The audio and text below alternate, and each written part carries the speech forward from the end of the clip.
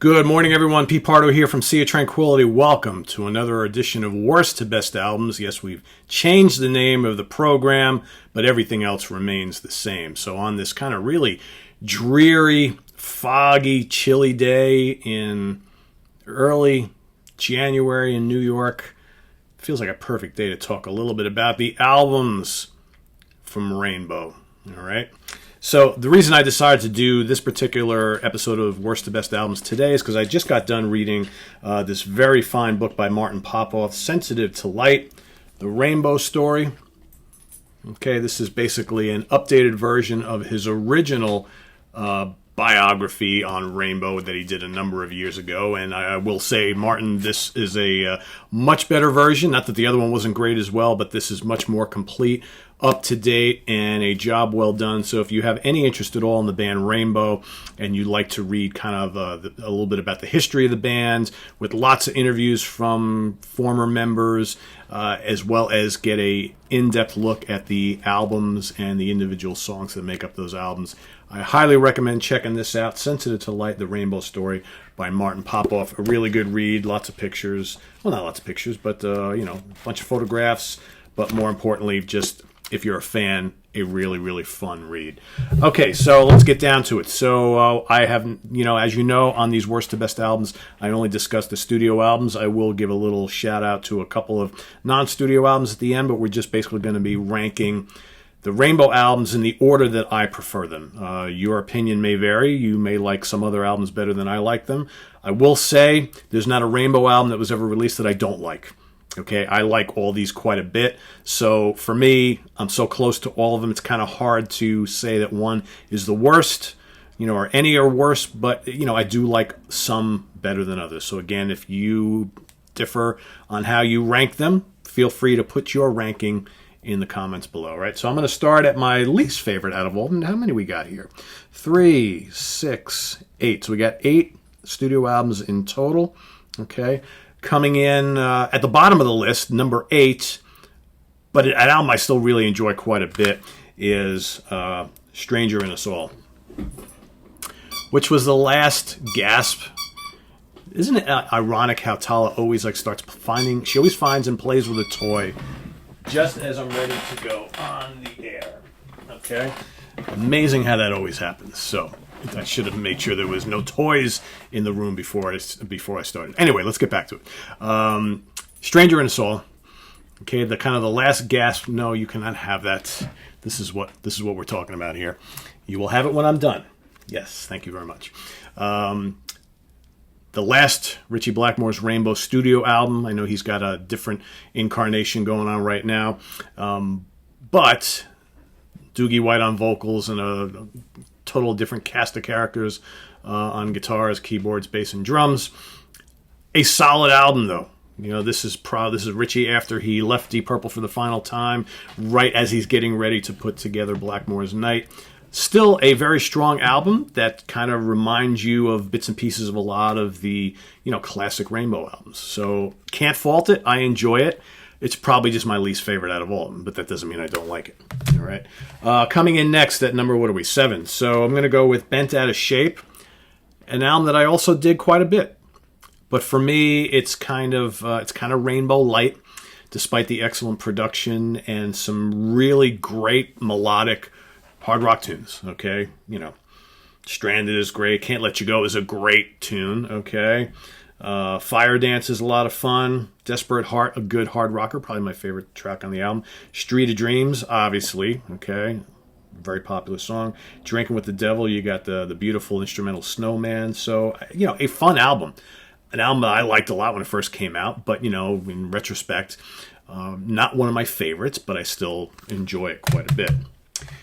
Joel and Turner on vocals, obviously, there. All right, coming in next at number, 6?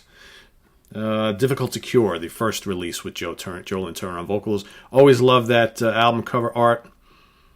All right, this is, of course, the lineup that includes, along with Mr. Blackmore, Mr. Turner, first time around with the band, Don Airey on keyboards, Roger Glover on bass, Bobby Rondinelli on drums. You got the hit single I Surrender, which, of course, they didn't write. Spotlight Kid is a great tune. No Release is a lot of fun. Can't Happen Here, Midtown Tunnel Vision, Difficult to Cure, Freedom Fighter. Strong collection of songs. I always really enjoyed it quite a bit.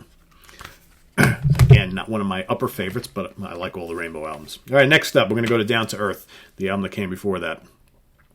Graham Bonnet's one and only studio album with the band is a strong one.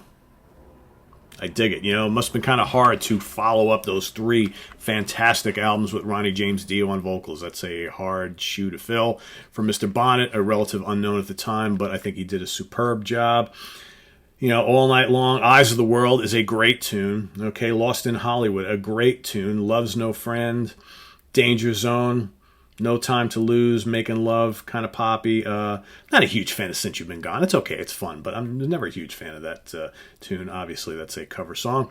But a strong album. The last album of Cozy Powell on drums before he flew to Coop. But strong stuff. Strong stuff. All right, now these next 2 could flip-flop at any time. I love them both pretty equally, but for today's exercise, I'm going to rank one over the other because one, I think, just at the time it came out, just meant so much to me in my life that I'm kind of going to rank it above the other, which might surprise some of you. But next up, I'm going to go with the debut, Ritchie Blackmore's Rainbow. The first album, basically Ritchie, fresh out of Deep Purple, and the band Elf, for the most part. Okay, Ronnie James Dio on vocals, and the rest of the guys, Craig Gruber and company. I like this album a lot. It's a classic for a reason. It's got some sensational songs on here. Man on a Silver Mountain, Self-Portrait, Catch the Rainbow, Temple of the King, Snake Charmer, 16th Century Greensleeves. It's got their cover of Black Sheep of the Family. Very strong. Could I have done without those couple covers and had some more original stuff? Probably. The original stuff is fantastic. The performances are stellar. Production by Martin Birch. I dig it. All right. Again, could catch me next week? I might rank it higher than the next one, but they're about equal for me. Next up, coming in number 3, is going to be Straight Between the Eyes, the second album with Joe Lynn Turner on vocals. Don Airey's out, David Rosenthal is in. I just think this was a hugely successful album for the band for a number of reasons. The songs are great. It's rocking. Okay, there's a couple of kind of more mellower tracks that just show the real good songwriting of the band, creating some great melodies. But overall, I saw them on this tour. It's still to this day one of the best concerts I've ever seen. The band was just top of their game, okay, in this era. And I think just really enjoying the kind of more mass acceptance that they were having at the time. Death Alley Driver, great song. I still to this day love Stone Cold. What else we got? Bring On the Night, Dream Chaser, Tight Squeeze, Tearing Out My Heart, love that song.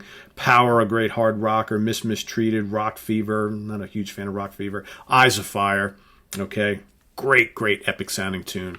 Just dig it. And that cover art. Some may hate it, some may love it. I always kind of loved it. I still have the shirt to this day. Well, I've had to replace the shirt because I bought a shirt at the concert at Madison Square Garden back when I saw this tour, right? Them and the Scorpions, and I literally wore the shit out of that throughout the 80s, and the shirt just fell apart.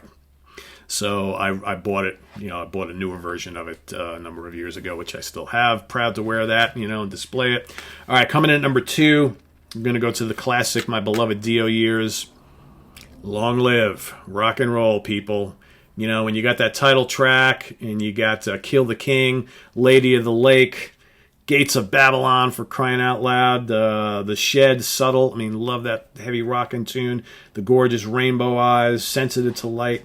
Jesus, did I mention everything? LA Connection, a great album. Again, Ritchie kind of broke up the classic Rising lineup. So here, you got David Stone on keyboards, Bob Daisley on bass. Although, if you read Martin's book, it sounds to me like Tony Carey recorded a good chunk of the keyboards on this album, but David Stone's on the cover and gets the credit. Cozy, Ronnie, and Ritchie, this was to be the last album, obviously, with Dio at the vocal helm before he went to move on to Black Sabbath. But a very, very fine album. Very beloved by me for a long, long time. All right, of course, my number 1's going to be no surprise to anybody. Got to go with Rainbow Rising, one of my favorite albums of all time. It's easily a top 5 album for me. Tarot Woman, Run with the Wolf, Starstruck, Do You Close Your Eyes, and then, of course, to back end the album, the CD, whatever it is you got. You got Stargazer and Light in the Black. Oh, epic. Phenomenal. Progressive metal. Power metal, whatever you want to call it. And this is one of the creators of all that is bombastic, epic heavy metal, right? A amazing album. Dio at the height of his powers. Blackmore just killing it. Cozy Powell. Jimmy Bain. Tony Carey. For me, one of the best rock lineups of all time. It's just a shame that they didn't keep it together any longer. But man, from the great album cover, the great production by Martin Birch, I mean, everything about this album, just love to death. So there we have it. I want to give a special shout out to some non-studio albums. We got the Rainbow on Stage album. Some people love it, some people hate it because it's got too many solos and not enough tunes and whatever. I still think it's great. The performances are epic. Blackmore is just awesome. Dio is great on here. Probably even better is the Live in Germany 1976. It's got Stargazer on it, which on stage should have had.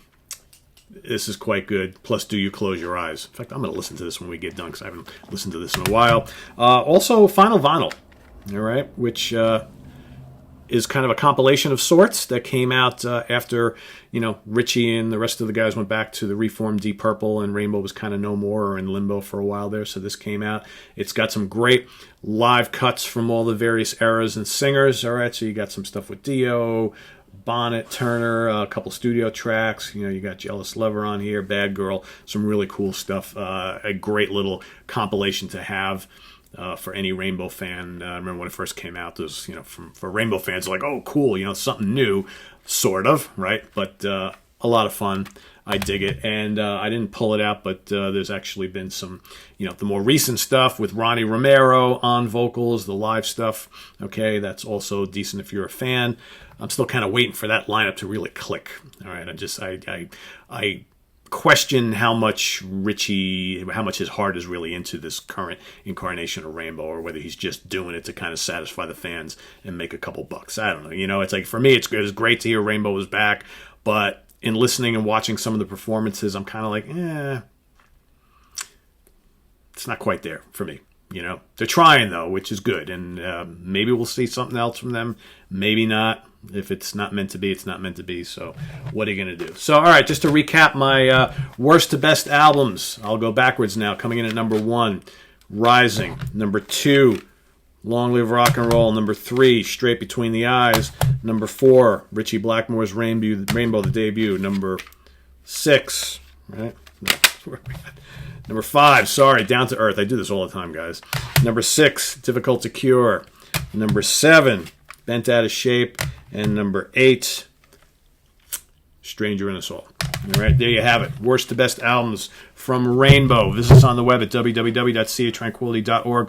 We're on Facebook, we're on Twitter, of course, we're on YouTube all the damn time. So let us know how you rank the Rainbow albums, all right? Best to worst, worst to best, whatever you want to do. This is Pete Pardo. Join us on another edition of Worst to Best Albums coming up in the days and weeks ahead. We've also got top 10 songs, rants, new product shows, all sorts of stuff coming up, so you don't want to miss any of it. Make sure you subscribe. Make sure you tell your friends, and we'll see you guys next time. Take care. Bye-bye.